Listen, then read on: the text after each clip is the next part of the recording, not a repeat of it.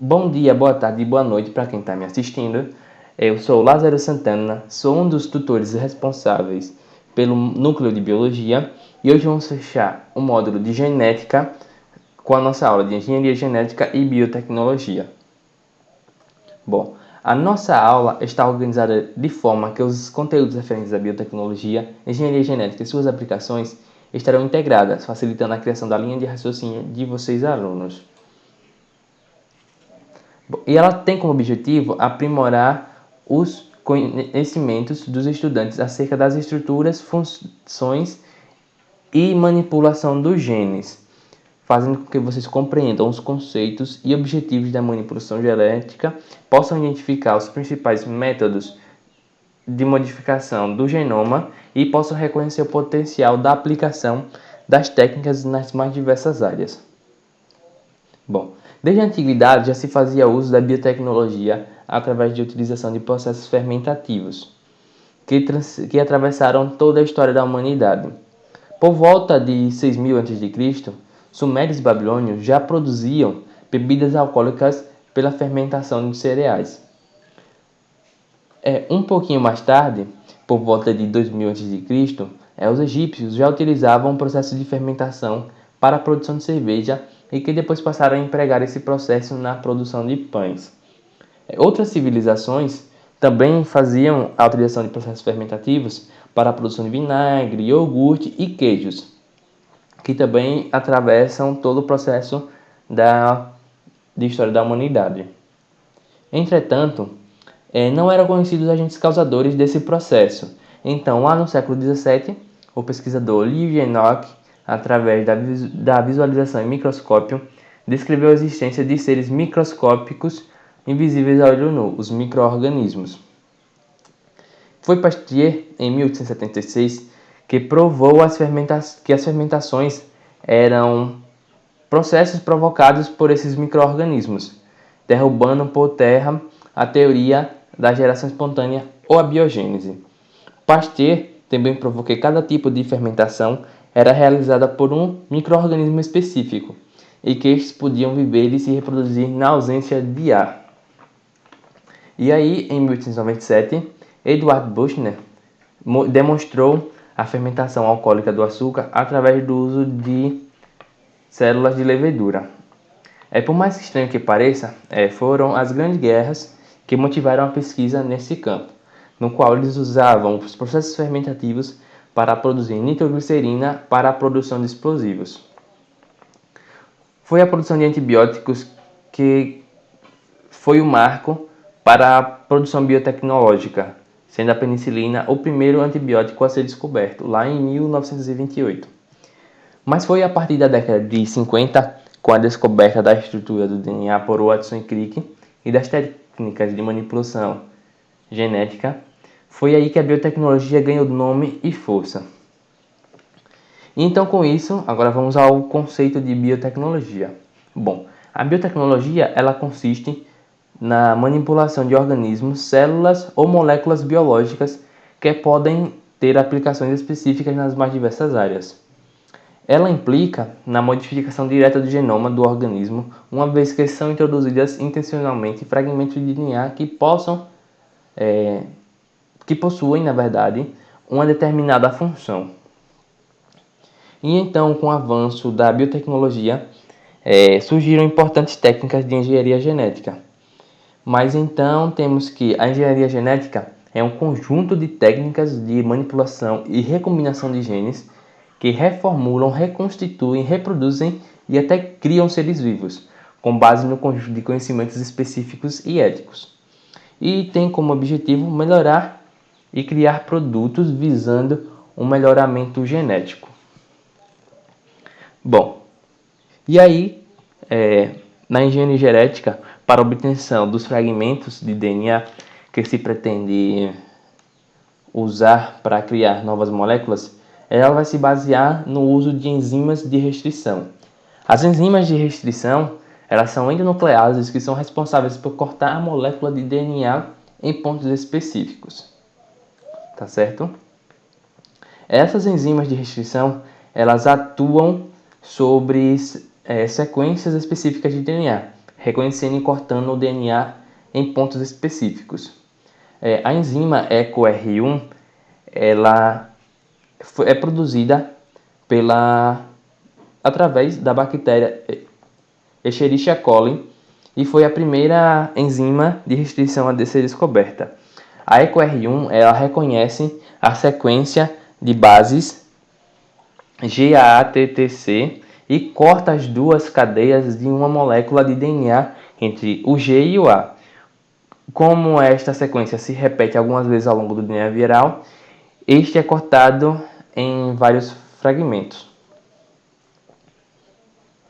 Outros organismos eles também apresentam uma sequência de DNA repetidas vezes em seu genoma. Dessa forma, a EcoR1 ela pode ser usada como uma tesoura que corta o DNA dos seres vivos em partes menores. Bom, então aqui nós temos que nossas enzimas de restrições em verde e aqui nós temos uma fita de DNA e aqui a nossa molécula de DNA que contém o nosso fragmento de interesse, que pode ser um gene ou uma proteína, certo? E aqui as enzimas, a ligação das enzimas de restrição no sítio alvo, e aí nós temos elas vão fazer o corte e aí nós temos nossos fragmentos de interesse. E aqui nessa outra figura nós temos a ação da EcoR1, onde ela reconhece a sequência específica e então corta a dupla fita de DNA. E aí separando, retirando aqui, cortando o nosso DNA. E depois, onde nós temos também o nosso DNA aqui exógeno. E aí eles se juntam e formam um DNA recombinante que a gente vai ver a seguir. Tá bom? Então, o DNA recombinante é uma molécula formada pela união de duas ou mais moléculas de DNA não encontradas na natureza. Tá certo? Mas para formar um DNA recombinante, usamos as enzimas de restrição para cortar os pontos específicos no DNA do organismo. O trecho extraído é então inserido na fita de DNA de um organismo diferente e ao se multiplicar, esse organismo passa a fazer várias cópias idênticas do DNA estranho. Bom, e as bactérias, elas possuem, além do seu DNA principal, um pequeno DNA circular que é chamado de plasmídio, no qual, então, com frequência, genes que dão, onde com frequência estão genes que dão resistência a antibióticos a essas bactérias. Então, o plasmídio, ele é usado como um vetor transportador de genes, e ele, nos nossos estudos, para DNA recombinante. E ele possui apenas uma cópia para cada tipo de sequência de reconhecimento da enzima de restrição.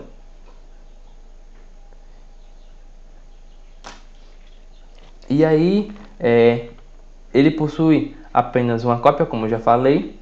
E assim, quando se usa uma enzima de restrição, ele não se fragmenta. Apenas ele vai abrir o anel do DNA. E onde está a sequência de reconhecimento, ele vai lá, se liga no nosso fragmento. Então, com o anel de DNA aberto, é possível usar uma outra enzima para juntar os pedaços de DNA de diferentes origens. E aí entra a nossa queridinha DNA ligase, que ela é uma enzima que promove a ligação dos fragmentos de DNA que foram abertos pelas enzimas de restrição, permitindo que vários fragmentos de DNA sejam juntados novamente. E aqui nós temos uma chargezinha onde ele diz: Ei DNA, ei ligase, o que você está fazendo? Ela vai lá, estou promovendo o encontro entre as pontas. E aqui vamos ver, aqui nós temos a atividade da nossa DNA ligase, onde ela pega lá e junta os fragmentos de DNA. Bom, os fragmentos de DNA eles devem ser obtidos com a mesma enzima de restrição que foi usada no plasmídio para garantir que as extremidades do fragmento de DNA estranho sejam complementares às dos plasmídios. E depois que ela recebe ou fragmento de DNA de outro organismo, o plasmídio torna-se um DNA recombinante que, ao ser introduzido numa bactéria, passa a expressar a característica desejada. E aí, se introduzido o gene responsável por expressar o gene que produz a insulina, essa bactéria ela passará a produzir insulina.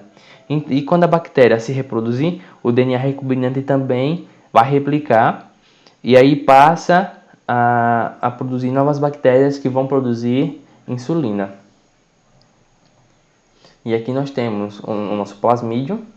Aqui, como eu já falei, como eu falei anteriormente, nós temos que alguns desses podem conter genes que são resistentes a antibiótico. E aqui nós temos a nossa sequência-alvo da enzima de restrição. E aí a enzima de restrição vai lá, promove o corte.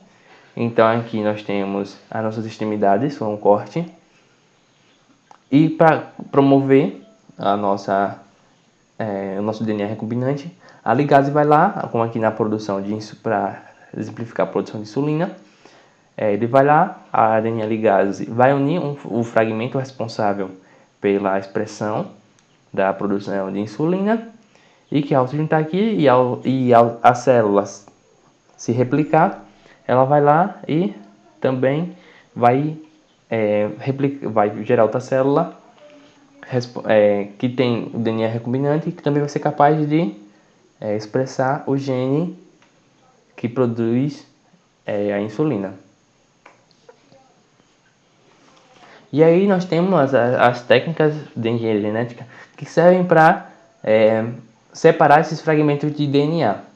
Os fragmentos de DNA formados com a ação das enzimas de restrição, eles possuem tamanhos diferentes e a técnica utilizada para a separação desses fragmentos é chamada de eletroforese.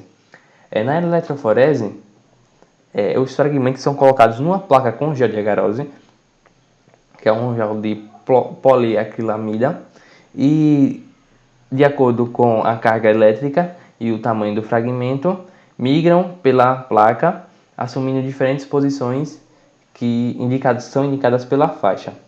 Essa técnica ela é muito importante porque tem sido empregada em testes de paternidade e também para a resolução de crimes e entre outras aplicações. Bom, aqui nós temos uma figura exemplificando o nosso gel de agarose. E aqui nós chamamos esses tracinhos aqui, esses retângulos, nós chamamos de poços. E aí com a pipeta a gente vem e acrescenta o nosso material genético, o nosso DNA. E aí ao sofrer cargas elétricas, esse DNA ele vai migrando até onde chegar e a gente já tem as bandas dos fragmentos de DNA. Cada banda dessa com DNA de tamanhos diferentes. E aqui nós temos uma suposta amostra de DNA que foi encontrada na cena do crime e os devidos suspeitos, os supostos suspeitos, onde o suspeito 2 foi o que teve a maior identidade entre o DNA que foi encontrado na cena do crime. E aqui nós temos uma breve animação onde a gente coloca nosso material genético, nosso DNA nos poços. Após sofrer um campo elétrico aqui, correntes elétricas, esse DNA vai migrando no gel.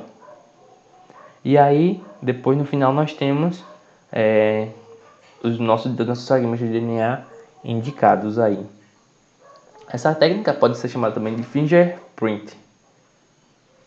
Bom, para a multiplicação da fita de DNA, ela vai ser chamada de PCR, que é a reação em cadeia de polimerase. Ela é utilizada para fazer milhares de cópias de um único fragmento de DNA. Dessa forma, a gente acaba aumentando a quantidade de material genético que a gente tem. Tá bom? E aí, para a execução dessa técnica, é necessário o uso de alguns compostos, como os primers, que são sequências de iniciadores que vão dar início ao processo de replicação. É a enzima DNA polimerase, que é a enzima que faz o processo de replicação de DNA. Bom, e aqui a gente tem aqui uma figura exemplificando que nós temos aqui a sequência a ser copiada, nosso DNA aqui genômico. Primeiro ocorre a desnaturação, que aí vai ser para separar as nossas fitas de DNA. E quando é separado, os primers vão lá, se fixam nos nossas fitas de DNA. E aí a adenina polimerase ela vai acabar adicionando no nucleotídeos e vão adicionando e vai fazer com que a nossa sequência de DNA ela vá se alongando. E aí depois, nos mais ciclos, a gente vai fazendo essa repetição. Desnatura, abre as nossas fitas, tem o anelamento, os primers se ligam e depois de tensão que a polimerase ela vai adicionar os nucleotídeos até terminar. A PCR ela vai encontrar sua principal aplicação em situações onde a quantidade de DNA disponível é um pouco reduzida. Então, se a gente tem um baixo teor de DNA, a PCR ela costuma salvar nessa questão, tá certo? E tem muitas aplicações dessa técnica, como na medicina forense, onde pequenas quantidades de DNA elas são retiradas da cena do crime e aí elas são amplificadas e aí a gente tem como solucionar os crimes.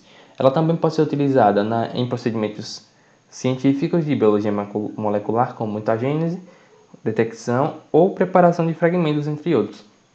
Na saúde, nós temos como a identificação de agentes patogênicos, como HPV, o HIV, hepatite B, o Covid-19, que a gente está vendo muito agora falar nos testes de PCR em tempo real, que é uma técnica de PCR, só que ela dá o resultado logo assim em tempo real mesmo, na hora. E também ela pode ser aplicada, a PCR, na área da paleontologia, para o sequenciamento genômico de animais pré-históricos. Mas para essa área vale uma ressalva que ela tem mais utilidade quando os fósseis, o material encontrado, eles possuem um material mole preservado, como cartilagens e entre outros tecidos moles. Tá bom? Bom, e aí quando a gente ouve falar, ou quando a gente vê essas imagens, também ouve falar em alimentos transgênicos, a gente vem na nossa cabeça já essa letra aí no triângulo amarelo, e a gente vê também que ele está sendo empregado em vários produtos, como na farinha de milho, no óleo de soja, e também quando a gente vê assim essas frutas bonitinhas, a gente vê, ó, que bonito. Essa daqui mesmo, essa é uma banana que foi modificada geneticamente. Isso daqui parecem tomates, mas na verdade são berinjelas. Bom, mas aí o que são transgênicos ou organismos geneticamente modificados? Bom, os transgênicos, eles são aqueles que tiveram genes estranhos de qualquer outro ser vivo inseridos em seu código genético. O processo ele vai consistir na transferência de um ou mais genes responsáveis por determinadas características no organismo para outro organismo ao qual se pretende incorporar esta característica. Na prática de transgenia é comum ser usado produtos agrícolas, mas pode-se com essa técnica inserir genes de porcos também em seres humanos ou de vírus ou de bactérias, além dessa aplicabilidade em produtos agrícolas. Mas para críticos não há prova suficiente de que esses produtos eles não causem danos à saúde ou desequilíbrios ao ambiente, pelo menos a longo prazo. Ainda não se tem estudos que comprovem isso. Por isso, em muitos países é necessário identificar os produtos que possuem um componente transgênico acima de certa porcentagem mínima. Aqui no Brasil, o governo estabeleceu essa porcentagem em 1%, quer dizer que todos os produtos eles têm que ter aí para ver uma porcentagem mínima de 1% de material transgênico. E a identificação desses produtos como transgênicos é um direito da gente de consumidor e também vai tornar mais fácil a gente identificar que produtos são esses, através se a gente tiver algum caso de alergia ou alguns outros problemas derivados disso. No Congresso Nacional ocorreu um projeto de lei para tirar esses símbolos, esses T's aqui, das embalagens, mas aí esse projeto foi barrado. Bom, mas nós temos alguns pontos positivos dos transgênicos, como o aumento da produção, onde nós estamos vendo um grande aumento populacional e é necessário ter uma grande produção sem degradar o solo e o ambiente. Tem uma maior resistência a pragas, esses transgênicos, pode ser vírus, fungos, bactérias, insetos, redução de uso de agrotóxicos, maior conteúdo nutricional e maior durabilidade e tempo de estocagem. Mas aí nós também temos pontos que são contrários dos transgênicos, como a seleção natural, que ela vai tender a ser maior nas plantas que são transgênicas, a eliminação de populações naturais de insetos, animais e outras espécies, e aumento de reações alérgicas em determinadas pessoas. Tá bom? Já aqui nós temos alguns exemplos práticos de transgenia em plantas.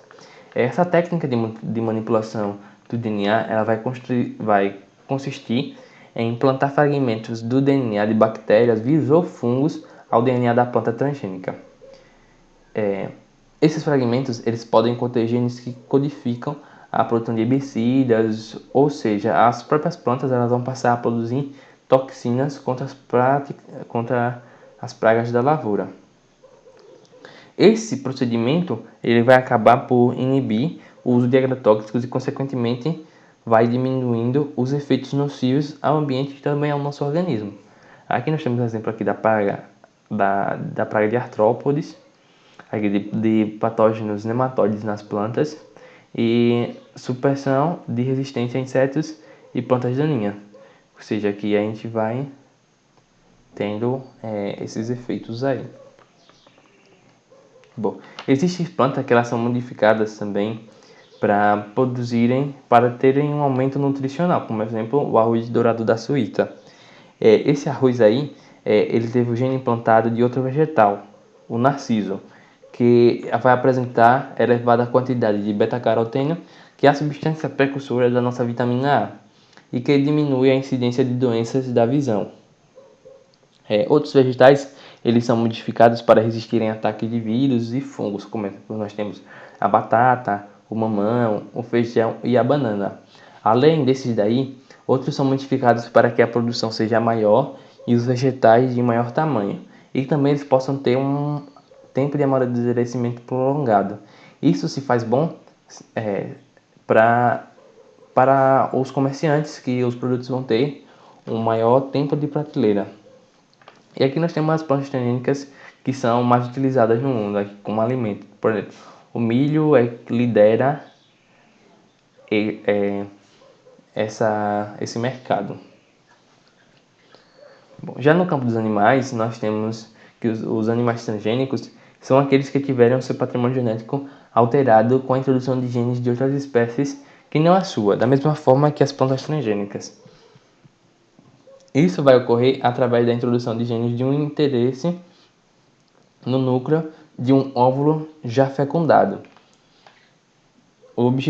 Ela tem como objetivo fazer com que o gene exógeno ela se expresse nesse animal hospedeiro. Por aqui nós temos um bicurso. E aí, o bicurso ele é o extremo de um animal transgênico, onde foram inseridos genes de águia, de cavalo, para a formação desse bicurso. E aí seria um extremo e totalmente contra a ética da engenharia genética. Bom, e em 1882 foi realizado o primeiro experimento de manipulação genética em animais, que aí nós temos que o estudo ele consistiu na introdução de um fragmento de DNA de um rato em um camundongo. E aí ele teve como resultado, se observou, um aumento do tamanho corporal do camundongo.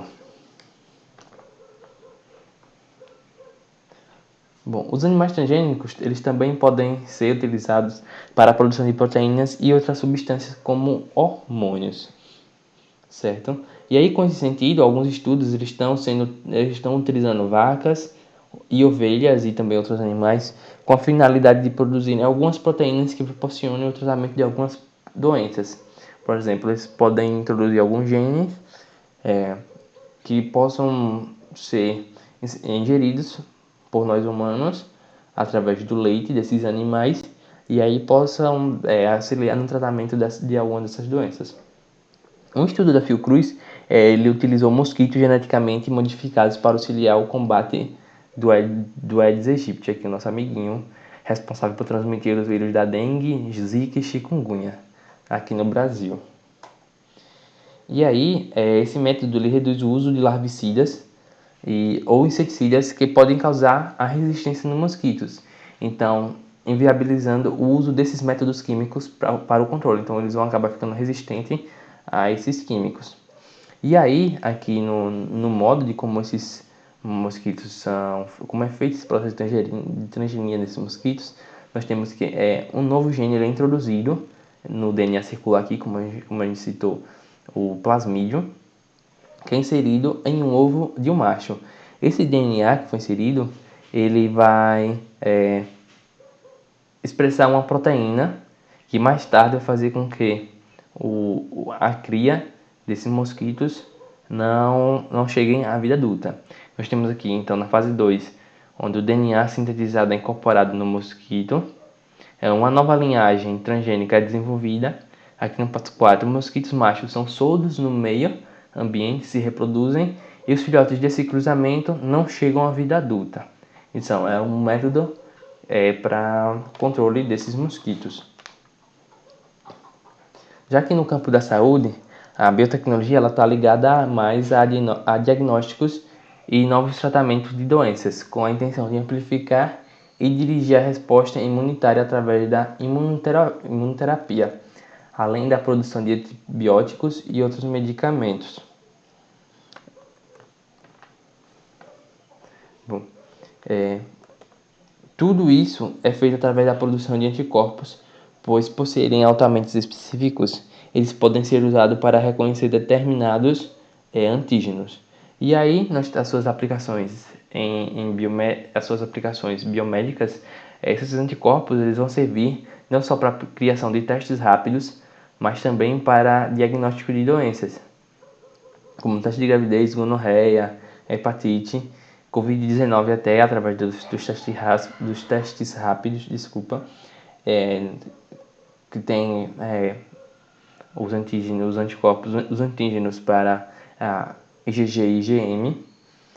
E também vai ter também uma preparação de soros, como soros antiofídicos, contra picadas de cobra, e também para vacinas, que a gente também agora nesse momento está se falando muito de vacinas.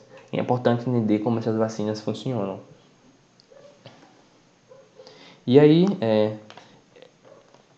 nós temos que essa ciência ela vai permitir também que a obtenção de produtos com aplicações terapêuticas em grandes quantidades e baixo custo através de processos de bioconservação. E a bioconservação ela consiste na transformação de um composto por outro estruturalmente relacionado. E aí, isso tem a vantagem de obter produtos que resultem de vias metabólicas que sejam mais complexas, em que a síntese é realizada in vitro. E aí vai diminuir os processos de obtenção de produtos, o que é mais econômico e rápido. E também vai aumentar o grau de pureza, diminuindo a possibilidade de reações alérgicas.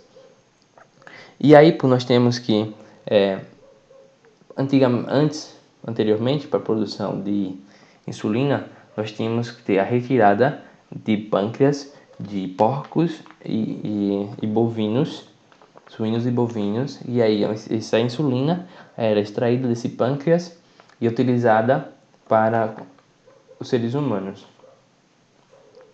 E aí, alguns desses produtos obtidos podem ser antibióticos, esteroides, anti-inflamatórios, vacinas, vitaminas e proteínas humanas que possam ser utilizadas no tratamento de doenças. E aí, o que vocês pensam quando ouvem a palavra clonagem ou clone? Então, aí a gente já pensa logo nas tropas do seriado de Star Wars, ou daquele episódio onde Homer se clona, e quando nós vemos uma ovelha e clone, nós pensamos logo na ovelhinha Dolly. E aqui nós temos também, a gente dá para lembrar, quem for um pouquinho mais velho, assim como eu, temos aqui a novela O Clone, onde um irmão gêmeo, ele morre e o outro acaba sendo clonado por um cientista. Então, o gêmeo, ele já é um clone geneticamente idêntico do outro e que acabou sendo clonado novamente, só que agora através de uma técnica de clonagem artificial que a gente vai ver mais para frente o que é que vai ser. Bom, então a clonagem é um processo natural ou artificial em que são produzidas cópias fiéis de outro indivíduo, ou seja, eles animais, vegetais ou até mesmo micro-organismos. Ou seja, a clonagem ela vai ser um processo que formará um clone. Em 1903, o botânico Weber criou o termo clonagem, mas ela só ficou mundialmente conhecida com a clonagem da ovelha Dolly, que é o caso mais famoso de clonagem. Bom, a clonagem ela pode ocorrer por meio de dois processos, o natural ou artificial. O processo de clonagem natural ele ocorre em alguns seres que se reproduzem pelo método de bipartição, que são as bactérias, protozoários, leveduras e alguns organismos unicelulares. E aí, nós também temos que o processo de clonagem artificial são usadas células somáticas para gerar cópias geneticamente idênticas. Os gêmeos, eles são fruto de um processo de clonagem natural, onde através do processo de mitose, do desenvolvimento do embrião, esse acaba se duplicando. E aqui nós temos o processo de clonagem artificial, onde nós temos um óvulo não fertilizado, então nós retiramos o núcleo desse óvulo, pegamos uma célula adulta, também retiramos o núcleo dessa célula e depois introduzimos esse núcleo da célula madura, a célula adulta, no óvulo que está sem núcleo. E aí nós temos a formação de um embrião e esse embrião dará origem a um ser clonado. E aí nós temos a clonagem reprodutiva.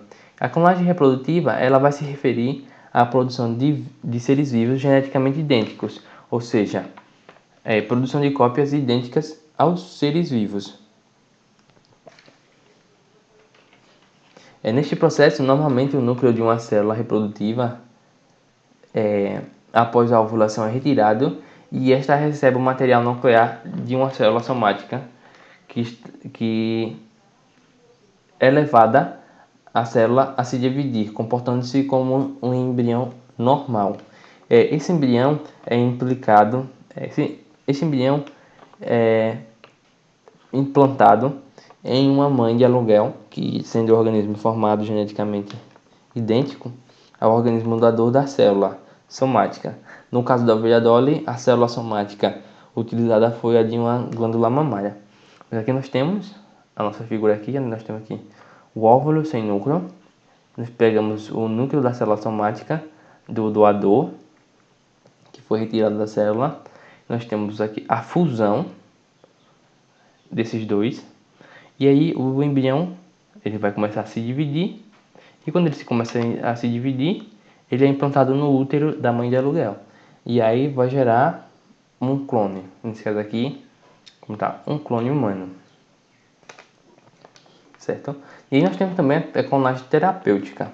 A clonagem terapêutica ela pode ser utilizada para substituir células ou tecidos, ou até mesmo no futuro, com os avanços com o avanço da tecnologia, produzir órgãos, sem a preocupação de ocorrer a rejeição, uma vez que as células utilizadas nesses processos são retiradas dos próprios pacientes.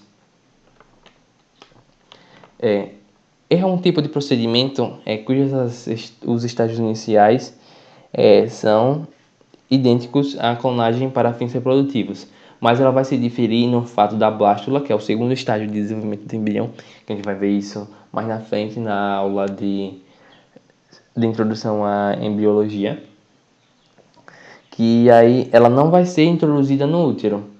Então, esta vai ser utilizada em laboratório para a produção de células estaminais a fim de produzir tecidos ou órgãos para transplante.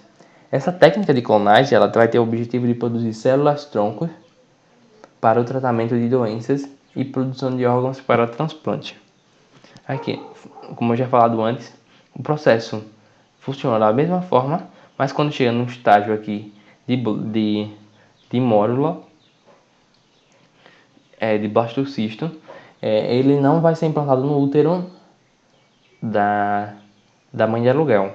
Ela vai ser cultivada em laboratório e aí vão ser utilizadas para estudos de tratamento de doenças e produção de órgãos para transplante. Bom, as células-tronco, ela vai ser uma esperança, essa técnica de clonagem terapêutica é uma esperança para muitas pessoas que são portadoras de doenças como diabetes, mal de Parkinson ou Alzheimer. Mas essa técnica aí, ela esbarra em muitos preconceitos e parâmetros éticos, pois as células-tronco embrionárias, por ter um alto poder de diferenciação, elas geralmente são as células preferidas para esse tipo de técnica. Isso vai de encontro às questões religiosas, tanto na utilização dessas células, que na religião elas são usadas apenas para fins de procriação e origem de um ser vivo. Tá bom? E agora nós vamos para as células-tronco. A gente já falou anteriormente um pouquinho delas, agora vamos de fato para as células-tronco. As células-tronco, elas são células simples que têm a capacidade de se diferenciar em qualquer outro tipo de célula. Nós temos aqui a célula-tronco, ela vai daqui da origem do blastócito. Ela pode se diferenciar em neurônios, células epiteliais, condrócitos, glóbulos vermelhos, células adiposas, enterócitos e também células cardíacas, qualquer tipo de célula. E aí, o surgimento dessas células ocorre da seguinte maneira. O espermatozoide fecunda o óvulo, que vai dar origem ao zigoto. Então, esse zigoto ele vai sofrer mitoses, dando origem a uma bola de células, que é aqui, essa bola de células, que se diferenciam originando o folheto germinativo, como temos aqui o embrioblasto, o trofoblasto, e que todas essas camadas de células vão chamar o blastocisto. E aí nós temos que as células-tronco, elas podem ser classificadas em células-tronco embrionárias e células-tronco adultas. Bom, as células-tronco embrionárias, elas são retiradas dos embriões e são classificadas também em células-tronco totipotentes, onde esse tipo de célula-tronco é capaz de se diferenciar de qualquer outro tipo, em qualquer tipo de tecido do corpo, inclusive em placenta e anexos embrionários. Elas são retiradas nas primeiras divisões do embrião por volta do terceiro ou quarto dia depois da fecundação do óvulo, que vai estar na fase de mórula, quando o embrião está com aproximadamente 32 células. E aqui nós temos aqui nossas células tronco totipotentes.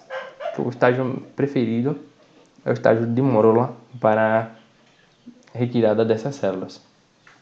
E as células totipotentes, como já falado, elas podem vão gerar células pluripotentes, que vão gerar células tronco do sangue, como glóbulos vermelhos, plaquetas, glóbulos vermelhos, que são células mais especializadas, e também elas vão gerar qualquer outro tipo de célula do organismo humano e até outras células-tronco. E aqui também nós temos as células pluripotentes. Então, elas também são capazes de se diferenciarem em qualquer tecido do organismo, com exceção da placenta e anexos embrionários. Essa é a diferença entre células totipotentes e células-tronco pluripotentes. Elas são retiradas do embrião por volta do 5º dia depois da fecundação, quando o embrião está aproximadamente com 64 células na fase de blástula. Nós temos aqui as células, um esqueminha, nós temos o ovo fertilizado, o embrião com 8 dias, e nós temos a nossa fase de blastocisto, onde as células são retiradas e aí podem dar origem a neurônios, músculos e células do sangue. Tá bom? E nossas células-tronco adultas, que a gente já falou lá, a gente citou, as embrionárias, agora as nossas adultas.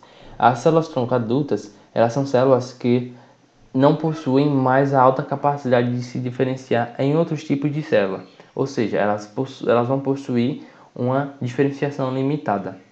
Elas são retiradas do organismo já formado, por exemplo, da pele, do cabelo, na medula óssea, no fígado, no sangue, no cordão umbilical, na placenta, entre outros. Aqui nós temos a nossa célula-tronco do tecido adulto, que nós temos a nossa tronco de células retirada aqui da medula óssea vermelha, tem que ser a vermelha. Nós temos a nossa célula-tronco adulta, células hematopoéticas, que vão dar origem a glóbulos brancos, que é o linfócito, aos glóbulos vermelhos, que são os eritrócitos, e as nossas plaquetas, que são os trombócitos. Como vocês, nós temos a referência da nossa aula, Espero que tenha ajudado vocês a esclarecer um pouquinho mais sobre a biotecnologia e engenharia genética e também espero que tenha ajudado vocês na caminhada e preparação para o Enem, que nesse momento de pandemia não está sendo muito fácil. Espero que todos estejam seguindo as normas de biossegurança aí para a gente conter logo esse vírus, o avanço desse vírus. E até a próxima aula. Então, obrigado e valeu!